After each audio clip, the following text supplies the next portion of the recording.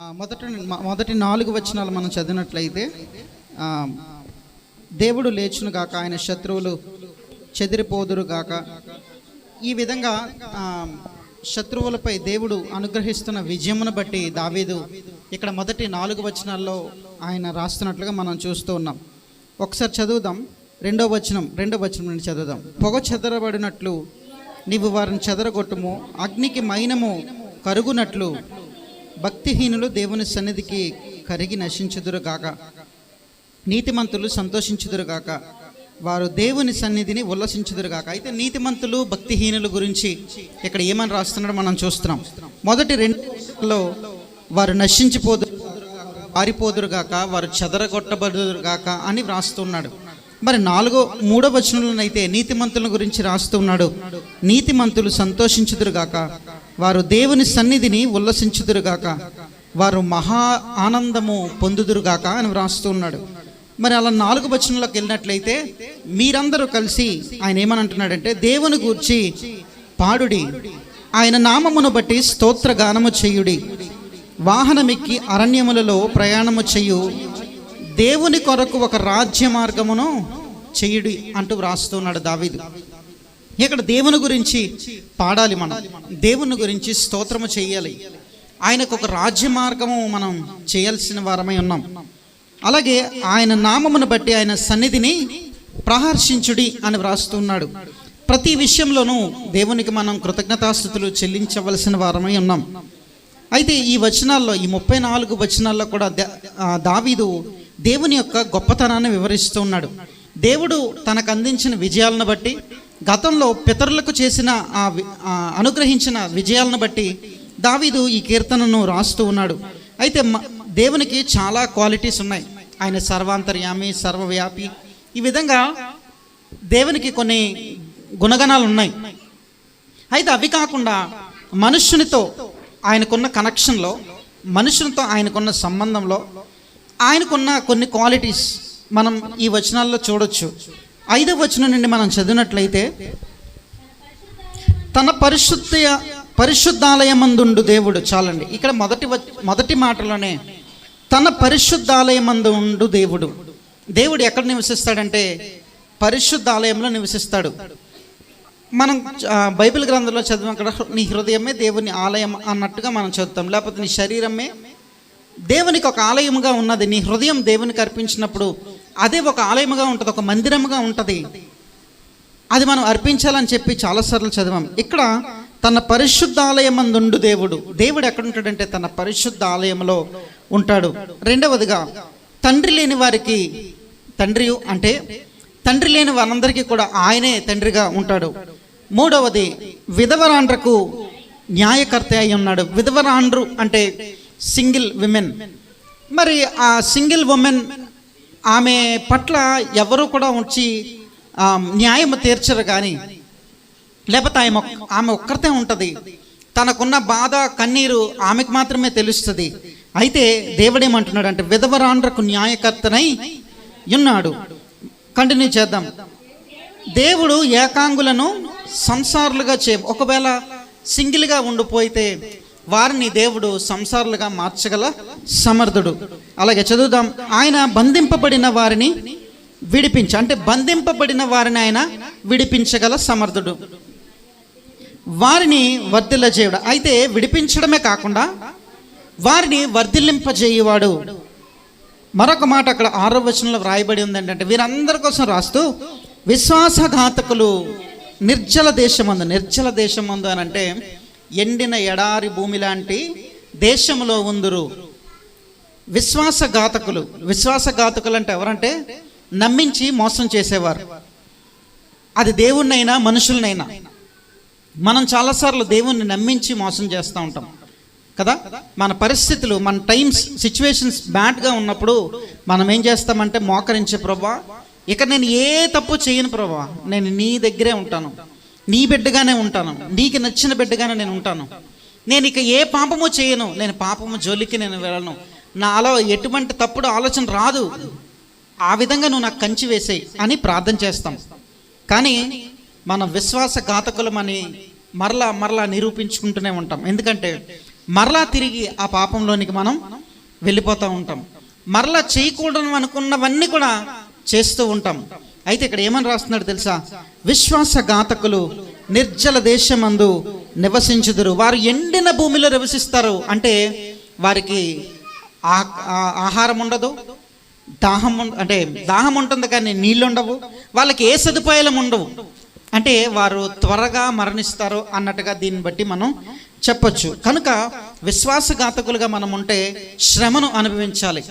విశ్వాసఘాతకులుగా మనం ఉండినట్లయితే మనం దేవునికి దూరస్తులమైపోతాం, దేవుని రాజ్య వారసులుగా మనం ఉండలేం. కనుక విశ్వాసఘాతకులుగా మనం ఉండకూడదు. అలా కిందకి 7 నుండి 10 వచనాలు మనం చదివినట్లయితే అక్కడ వీటన్నిటిని బట్టి ఈ 4 వచనాల్లో నుండి మనం ఏం నేర్చుకుంటామంటే, దేవుడు తన ప్రజలకు విజయం అనుగ్రహించువాడు అని. ఒకవేళ యుద్ధము జరిగిస్తే వారి ప్రజల కొరకు ఆయన నిలబడి విజయాన్ని అనుగ్రహించువాడు అన్నట్లుగా మనం ఈ 4 వచనాల్లో నేర్చుకుంటాం. 7వ వచనం మనం చదివినట్లయితే ఇక్కడ 7 నుండి 10 వచనాల వరకు కూడా ఇశ్రాయేలు ప్రజల గురించి రాస్తున్నాడు. అంటే సాధారణంగా దావీదు చాలాసార్లు ఇశ్రాయేలు ప్రజల కొరకు, తన ప్రజల కొరకు నీ ప్రజలు అని సంబోధిస్తూ అనేక వచనాలు రాయడం మనం చూసాం గతంలో. ఇక్కడ కూడా అలాగే ఇశ్రాయేలు ప్రజల కొరకు రాస్తూ, దేవా నీ ప్రజల ముందర బయలుదేరినప్పుడు అరణ్యములో నీవు ప్రయాణము చేసినప్పుడు భూమి వణికెను, దేవుని సన్నిధిని అంతరిక్షము దిగజారెను, ఇశ్రాయేలు దేవుడకు దేవుని సన్నిధిని ఆవలి సీనాయి కంపించను. సీనాయి లాంటి పర్వతములే కంపించాయి. ఆయన గతంలో ఎన్నో అద్భుత కార్యములు చేశాడు. ఇశ్రాయేలు ప్రజలు నడుస్తున్నప్పుడు మన్నాను కురిపించి వారి ఆకలిని ఆయన తీర్చినట్లుగా మనం చూసాం. వారి కట్టుకున్న బట్టలేంటి, వారు తినే తిండేంటి, వారికి కావలసిన సమస్తమును దేవుడు అనుగ్రహించాడు. తన ప్రజల ముందు అరణ్యములలో ఆయన కూడా నడిచినట్లుగా మనం చూస్తాం. అలాగే ఆయన ప్రజల కొరకు ఆయన ఏ విధంగా వారి యుద్ధమును జయించాడు అనంటే, లేకపోతే ఆయన వారికి విజయమును ఎలాగ అనుగ్రహించాడంటే, ఎర్ర సముద్రమును పాయలుగా చేసి ఏమంటారు, ఒక మంచి ఆరిన నేలను వాళ్ళకి ప్రొవైడ్ చేశాడు దేవుడు. అక్కడ ఉన్న సముద్రాన్ని చీల్చి వేసినట్లుగా మనం చూస్తూ ఉన్నాం. అలాంటి గొప్ప కార్యములు ఆయన జరిగించాడు తన ప్రజల నిమిత్తం. ఆయన ఇంకా గతంలో ఏం చేశాడంటే, వర్షము ద్వారా లేకపోతే భూప్రకంపనల ద్వారా సొదొమ గొమొర్ర పట్టణాలు అక్కడ దహనం అయిపోయినట్లుగా మనం చూస్తాం కదండి. అక్కడ గంధకముల చేత ఆయన అక్కడ యుద్ధము జరిగించినట్లు మనం చూస్తాం. దేవుడు భీకరుడుగా ఉన్నాడు. ఆయన కోపించుచునే వాత్సల్యం చూపించే దేవుడు అని మనం ఈ కీర్తనలోనే చదువుతాం. ఆయన మంచి దేవుడై ఉన్నాడు. అయితే తన ప్రజల కొరకు సమస్తమును ఆయన అనుగ్రహించే దేవుడు. 9వ వచనంలో మనం చూసినట్లయితే, దేవా నీ స్వాస్థ్యము మీద నీవు వర్షము సమృద్ధిగా కురిపించితివి, అది అలసి ఉండగా నీవు దానిని బలపరచితివి. నీ స్వాస్థ్యము అనంటే ఆయన సొత్తు అయిన ఇశ్రాయేలు ప్రజలకు ఏ లోటు రానియలేదు. 10వ వచనంలో మనం క్లియర్గా చూస్తాం, హీ ప్రొవైడెడ్ ఎవ్రీథింగ్. దేవుని యొక్క ప్రజలైన ఇశ్రాయేలులకు సమస్తము ఆయన అనుగ్రహించడానికి 10వ వచనం మనం చదువుతాం. నీ సమూహము దానిలో నివసించును, దేవా నీ అనుగ్రహము చేత దీనులకు సదుపాయము కలుగజేసితివి. ఆయన దీనులకు సదుపాయము కలుగజేయవాడు. ఆయన ప్రజల పట్ల ఎటువంటి ప్రేమ కలిగి ఉన్నాడో ఒకసారి ఆలోచన చేయండి. పైన మనం చూసాం కదా, ఏకాంగుల గురించి చూసాం, విధవరాండ్ర గురించి చూసాం. ఇక్కడ దీనుల గురించి, దీనులకు సదుపాయము కలుగజేయవానిగా ఇక్కడ కనిపిస్తూ ఉన్నాడు. అయితే 19 నుండి 23 వచనాలు, ఈ మధ్యలో వచనాలు 11 వచనాల నుండి 18 వచనాల వరకు కూడా దేవుడు ఎక్కడ నివసిస్తాడు, దేవుడు ఎటువంటి వాడు అనే కొన్ని మాటలు అక్కడ రాయబడి ఉన్నాయి. అయితే మనం తక్కువ సమయం ఉంది కనుక 19 నుండి 23 వచనాలు మనం చూసినట్లయితే,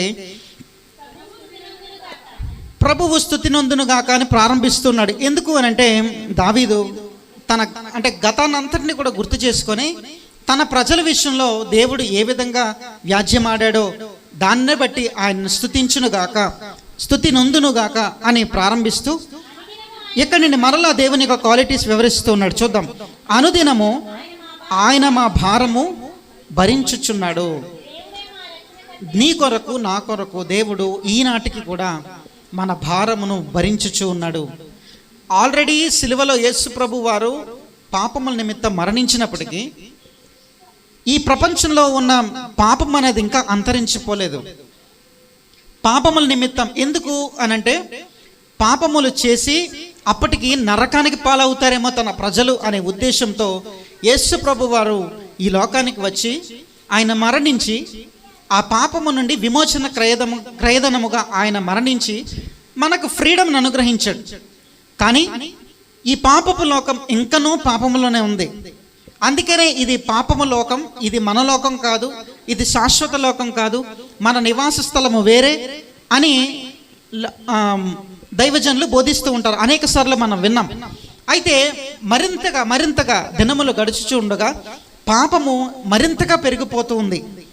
అయితే అనుదినము ఆయన మన భారము భరించుచూనే ఉన్నాడు. ఆయన ఇప్పటికీ కూడా మన భారాన్ని భరిస్తూనే ఉన్నాడు. తర్వాత చదువుదాం. దేవుడే మాకు రక్షణకర్త అయి ఉన్నాడు. ఆయనే మన ప్రొటెక్షన్గా ఉంటున్నాడు. మనకి ప్రొటెక్టివ్గా మనం ఏ పని జరిగించినా, నువ్వు పాపములు చేస్తున్నా చేయకపోయినా, నువ్వు నీతిమంతునిగా ఉన్నా లేకపోయినా, దేవుడు మనకి రక్షణకర్తగా ఆయన వ్యవహరిస్తూ ఉన్నాడు. కిందకి చదువుదాం. ఇంకా దేవుడు మా పక్షమున పూర్ణ రక్షణ, మామూలు రక్షణ కాదు ఇది ఆర్మీ. మన ఆర్మీ ఎక్కడున్నారు అని అంటే బౌండరీస్లో ఉన్నారు.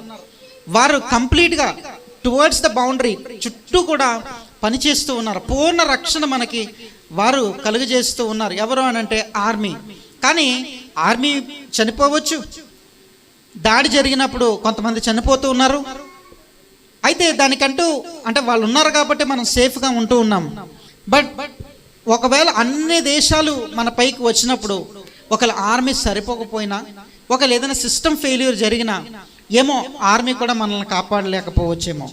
ఒకవేళ అణుబాంబులు దాడి చేస్తే ఆ ఆర్మీ కూడా ఏమీ చేసే పరిస్థితి ఉండదు. ఎందుకంటే ఒక్క అణుబాంబు వేస్తే కొన్ని వేల కోట్ల మంది చనిపోతారంట. ఒక్క అణుబాంబు వేస్తే. ఇప్పుడు పాకిస్తాన్కి మనకి యుద్ధం జరుగుతుంది కదా, వాళ్ళ దగ్గర 140 అణుబాంబులు ఉన్నాయంట. 140 ఉన్నాయంట. ఒక్క అణుబాంబు వేస్తేనే ఒక 50,000 కోట్ల మంది చనిపోతారు అనుకుంటే, మరి 140 అణుబాంబులు వేస్తే మన దేశం ఉంటుందా? అయినప్పటికీ కూడా స్టాటిస్టిక్స్ ఏం చెప్తున్నాయంటే, దేశ జనాభా చాలా ఎక్కువ కనుక వాళ్ళు ఒకవేళ 140 అణుబాంబులు వేసినా కూడా ఇంకా కొంతమంది జనాలు మిగులుతారు, ఇంకా కొంతమంది మిగులుతారు అంటున్నారు. ఎందుకంటే ఒక అణుబాంబు వేసిన తర్వాత అంట అది 40 నిమిషాల పాటు దాని ప్రభావం చూపిస్తుందంట. ఆ ఏరియా మొత్తం కాల్చివేయగా దాని నుండి వచ్చే ఏమంటారు, ఆ స్మోక్ ఉంటుంది చూసారా, ఆ పొగ, లేకపోతే దానిలో నుండి వచ్చే వాసన బట్టి ఆ వాసన పీల్చే చాలా మంది చనిపోతారంట. ఈ విధంగా మరణాలు సంభవించే పరిస్థితుల్లో ఇండియన్ ఆర్మీ చాలా చాకచక్యంగా అక్కడ వ్యవహరిస్తూ ఉంది. ఈ మధ్యనే దాదాపు 400 డ్రోన్లతో మరి పాకిస్తాన్ వచ్చినప్పుడు ఆ 400 డ్రోన్స్ను కూడా ధ్వంసం చేసేసాయి. కనుక ఇండియా సంరక్షణగా ఉన్నట్లుగా మనం చూసాం. అయినా కూడా కొంతమంది చనిపోయారు. ఒక యవనస్తుడు భారతదేశం కోసం చనిపోయాడు, మన ఆంధ్రప్రదేశ్ అబ్బాయే. కనుక అయితే మనకు దేవుని రక్షణ ఎంతైనా అవసరం. ఆర్మీ ఉన్నా ఏదున్నా కూడా దేవుని రక్షణ లేనిదే మనకు రక్షణ లేదు. దేవుడే మనకి ప్రొటెక్టర్గా ఉండాల్సిన అవసరం ఎంతైనా ఉన్న. దేవుడు మా పక్షమున పూర్ణ రక్షణ కలుగజేయు దేవుడే ఉన్నాడు. మరొకసారి గుర్తు చేస్తున్నాను, గతంలో మన లాస్ ఏంజిల్స్ పట్టణంలో మరి అగ్ని ఆహుతి చేత మొత్తం కంప్లీట్గా కాలిపోయింది. కానీ న్యూస్లో మీరు ఒకటి విన్నారో లేదో, అన్ని ఇల్లులు కాలిపోయాయి కానీ ఒక ఇల్లు మాత్రం, లేకపోతే ఒక చర్చ్ దగ్గర అది అసలు కాలలేదంట. అంటే దేవుని కాపుదల. నీకు అగ్ని వచ్చినా, ఏమొచ్చినా, వరద వచ్చినా, వాన వచ్చినా, ఏమొచ్చినా కూడా దేవుని రక్షణ ఉన్నప్పుడు నేనెవరు కూడా కదల్చలేరు. కనుక దేవుని రక్షణ ఎంతైనా మనకు అవసరం. దేవుడు మా పక్షమున పూర్ణ రక్షణ కలుగజేయు దేవుడై ఉన్నాడు. అలా కిందకి మనం చదువుదాం. మరణము తప్పించుట ప్రభువైన యెహోవా వశము. ఇది కూడా మనం ఒకసారి నేర్చుకోవాలి. మరణము తప్పించుట ప్రభువైన యెహోవా వశము. మనకు చాలాసార్లు పెద్ద యాక్సిడెంట్ జరుగుతుంది, అందులో చనిపోవలసింది నేను, కానీ నేను చనిపోలేదు. దేవుడు నాకు కాపుదలను అనుగ్రహించాడు, నాకు భద్రతను అనుగ్రహించాడు అని మనం చాలాసార్లు సాక్ష్యం చెప్తూ ఉంటాం కదండి. అలాగా మరణము తప్పించుట ప్రభువైన యెహోవా వశము. ఇంకా కిందకి చదువుదాం. దేవుడు నిశ్చయముగా తన శత్రువుల తలలను పగలగొట్టును. దేవుడు తన శత్రువుల యొక్క తలలు పగలగొట్టును, వారి పళ్ళను విరగగొట్టును అని మునుపు లేఖనాల్లో మనం చదివి వచ్చాం ఆల్రెడీ. దేవుడు నిశ్చయముగా తన శత్రువులు దేవుని పైన కానీ, అంటే సాతాను యొక్క తలలు ఆయన పగలగొడతాడట. మానవులుగా తన ప్రజలపై ఎవరైతే దాడి చేస్తారో, తన ప్రజల మీదకి ఎవరైతే శత్రువులు వస్తారో వారి తలలను కూడా ఆయన పగలగొట్టుబాడి ఉన్నాడు. మానక దోషములు చేయు వారి వెంట్రుకలు గల నడినెత్తిని ఆయన పగలగొట్టును. మానక దోషములు చేయవారి, అది మానవుడైనా కావచ్చు, సాతానైనా కావచ్చు, కానీ దేవుడు అంటున్నాడు మానక దోషములు చేయవారి వెంట్రుకలు గల నడినెత్తిని. ఒకవేళ మనం మానక దోషములు చేస్తున్నామేమో, విడవకుండా దోషములు చేస్తున్నామేమో, మానకుండా మనం చేస్తున్నామేమో, ఒకసారి ఆలోచన చేయండి. ఒకవేళ ఆ విధంగా మనం చేసినట్లయితే మన నడినెత్తిని దేవుడు తప్పకుండా పగలగొడతాడు. కనుక దేవుని ఉగ్రతకు మనం ఛాన్స్ ఇవ్వకూడదు. మన జీవితంలో ఆయన సాత్వికుడుగా ఉన్నాడు, ఆయన అందరినీ చూచువాడై ఉన్నాడు. 28 నుండి 31 వచనాలలో మనం చదవక్కర్లేదు, కానీ దావీదు ఒక అప్లికేషన్ పెడుతున్నాడు. ఇలా ఉండబోతుంది కాబట్టి నువ్వు నాకు విజయాన్ని దయచి అన్నట్లుగా అక్కడ రాస్తూ ఉన్నాడు. దేవుడు శక్తిమంతుడు. దేవుడు తన శక్తిని ఈ లోకస్తులందరికీ కూడా చూపిస్తూ వచ్చాడు. ఆయన ఏమంటారు, నోవాహు వచ్చినప్పుడు జలప్రలయం వచ్చింది, అందరూ కూడా నాశనం అయిపోయారు. నోవాహు ఒక్కడే ఉన్నాడు కదా. నోవాహు అప్పటికే దేవునికి నీతిమంతుడిగా కనిపించాడంట.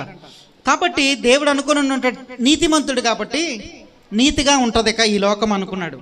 కానీ మరలా పాపము రానే వచ్చేసింది. ఆయన ఇప్పటికీ కూడా మనుషుల మీద దాడులు జరుగుతూ ఉన్నాయి, సైక్లోన్స్ వస్తూ ఉన్నాయి, హుద్హుద్ లాంటివి వస్తూ ఉన్నాయి. విశాఖపట్నం ఏరియా అంతా కదల్చబడిపోయింది. చెన్నైలోని వరదలు వచ్చినాయి. ఎక్కడ ఏమి జరిగినా కూడా మనుషుల్లో మాత్రం భయం అనేది కలగట్లేదు. దేవుని శక్తి చాలా ఉన్నతమైనది. దేవుని శక్తి చాలా ఉన్నతమైనది.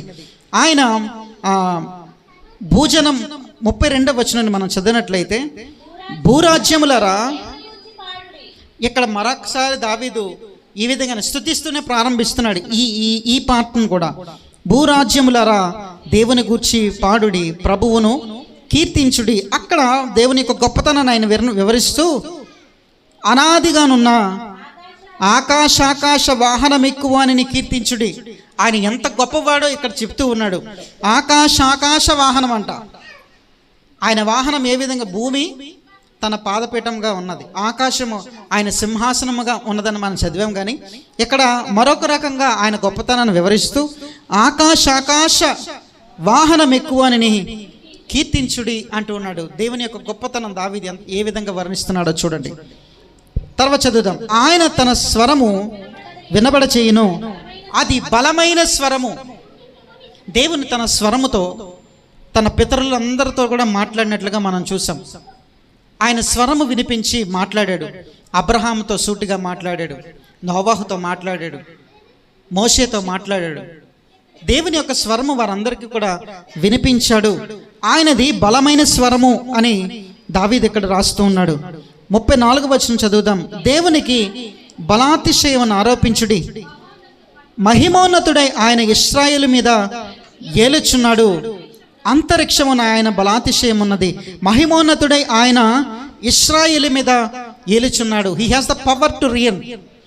ఆయన పరిపాలించడానికి అధికారం ఉన్నవాడు, ఆ శక్తి ఉన్నవాడు. కానీ దేవుడు ఏమి ఇష్టపడ్డాడంటే తను మనుషుల మీద ఏలుబడి చేయాలని కాదు, కానీ ఈ ఏలుబడి అంతా కూడా ప్రజలకు ఇవ్వాలి, తన ప్రజలకు ఇవ్వాలి. తనతో పాటు కూర్చొని తన ప్రజలు కూడా ఏలుబడి చేయాలి, రాజ్యాధికారము చేయాలి అనే ఉద్దేశం మన దేవుడు కలిగి ఉన్నాడు. ఆయనకి రాజ్యాధికారము ఉన్నప్పటికీ కూడా ఆ కాంక్ష లేదు, తన ప్రజలకు ఇవ్వాలని ఆయన ఇష్టపడుతూ ఉన్నాడు. దీన్ని బట్టి మనం అర్థం చేసుకోవచ్చు ఎంతగా మనల్ని ప్రేమిస్తూ ఉన్నాడు అనేది. ఆయన కనుదృష్టి ఎవరి మీద ఉంచాడంటే ఈ వచనాలన్నిటిలో మనం చూసినట్లయితే బలహీనుల మీద ఉంచాడు, అనాథల మీద ఉంచాడు, విధవరాండ్ర మీద ఉంచాడు, తల్లిదండ్రులు లేని వారి మీద ఉంచాడు, తర్వాత ఆధారము లేని వారి మీద ఉంచాడు, తర్వాత బంధకములలో చెరసాలలో ఉన్న వారి మీద ఎల్లప్పుడూ ఆయన కనుదృష్టి ఉంటుంది. ఆయన ఎల్లప్పుడూ మనకు మంచి చేయవాడే ఉన్నాడు. చివరి వచనంలో 35వ వచనంలో మనం చదివినట్లయితే తన పరిశుద్ధ స్థలములలో దేవుడు భీకరుడు, ఇశ్రాయేలు దేవుడే తన ప్రజలకు బలపరాక్రమములను అనుగ్రహించువాడు. దేవుడు స్తుతినందును గాక. ఇశ్రాయేలు దేవుడే తన జనులకు బలమును అనుగ్రహించువాడంట. ఇశ్రాయేలు దేవుడే, ఇశ్రాయేలు దేవుడు, ఇశ్రాయేలు దేవుడు అని ఎందుకు పిలుస్తున్నారంటే తన ప్రజల ఇశ్రాయేలు అంటే మనం అందరం కూడా ఆయన ప్రజలమే, మనందరం కూడా ఇశ్రాయేలీలమే. దేవుని ప్రజలుగా పిలువబడే మనము తప్పిపోకుండా ఉండాలి, నీతిగా జీవించాలి, పరిశుద్ధత కలిగి ఉండాలి. ఆయన భీకరుడుగా ఉన్నాడు, ఆయన కోపించుచునే వాత్సల్యము చూపించే దేవుడు. ఆ మాట చాలు మనం దేవుని వైపు తిరగడానికి. ఎల్లప్పుడూ మనల్ని క్షమించే దేవుడై ఉన్నాడు. ఆయన తన కనుదృష్టి మనపైన ఉంచాడు. ఎప్పుడు కూడా మనం పాపం చేస్తున్నామని మనపైన ఎప్పుడు కోపం చూపించలేదు. ఆయన కేవలం వాత్సల్యం మాత్రం చూపిస్తూ ఉన్నాడు. ఆయన కృపను మన ఎడల చూపిస్తూ ఉన్నాడు. దిక్కులేని వారికి ఆయన దిక్కుగా ఉన్నాడు, అనాథలకు ఆయన తండ్రిగా ఉన్నాడు, బలహీనలను బలపరచువాడై ఉన్నాడు, నిరాశ నిస్పృహలో ఉన్న వారికి ఆయన ఆదరణకర్తగా ఉన్నాడు. ఇంతకన్నా మంచి దేవుణ్ణి మనం కనుగొనగలమా ఎక్కడైనా? ఇటువంటి క్వాలిటీస్ ఉన్న దేవుడు తన ప్రజలను విజయ పదంలోనికి నడిపించే దేవుడు కేవలం మనకు మాత్రమే ఉన్నాడు. హల్లెలూయా, హల్లెలూయా, హల్లెలూయా. కనుక దావీదు అంటున్నాడు, దేవుడు స్తుతి నందునుగాక, ఆయన మహింపరచబడునుగాక, ఆయన కృప నిరంతరము ఏలునుగాక అని ఈ విధంగా ప్రతిసారి దావీదు తనకున్న ప్రేమను దేవుని పట్ల వెల్లడిస్తూ ఉన్నాడు. మనము కూడా నిత్యము దేవుణ్ణి స్తుతించుదుముగాక. ఆమేన్, ఆమేన్.